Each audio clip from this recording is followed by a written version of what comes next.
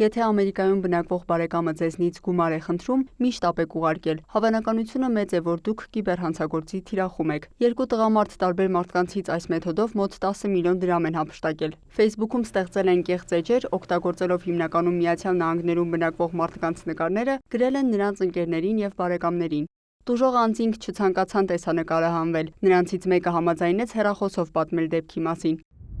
Facebook-ով ինձ իմ ընկերուհին իրա ոնց որ նոր էջից գրեց, որ իր հին էջը բլոկ են արել, սա իր նոր էջն է։ Սկզբից ինչ որ շփվում էր իմ հետ, ոնց եք բան, հետո գրեց, որ ինչ որ Ամերիկայից, ինքը Ամերիկայում է, ասում Ամերիկայից չեմ կարողանում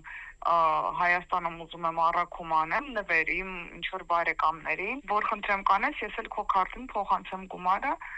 ասացի հա կանեմ, խնդիր չկա։ Ընկերուհի ներկայացածը սկզբում 20,000 դրամ է խնդրել, այնուհետև 25,000։ Գումարները ստանալուց հետո երրորդ անգամ արդեն 30,000 դրամի համար է դիմել։ Ու արդեն այդ պահին ես ոնց որ աչքերս բացեցի, հասկացա, որ ինչա կատարվում, բայց դա արդեն ուշ էր։ Քննիչը նշում է, գումար հափշտակելու եղանակները տարբեր են։ Եղել են դեպքեր, որ տրամադրվել են էլեկտրոնային վճարային համակարգերի կամ բանկային քարտերի տվյալներ եւ տուժողը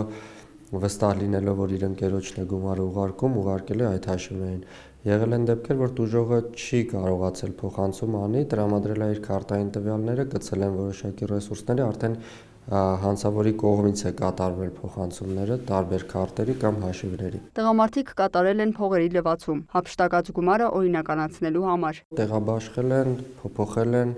վերափոխել են գումարները տարբեր հաշիվների մեջ, օգտագործել են նաև կրիպտոակտիվների հաշիվներ, որպեսզի դրանց հետագծելիությունը վերացնեն, ձևափոխեն ստացված դրամական միջոցները եւ վերջում ձևակերպեն որպես օրինական ստացված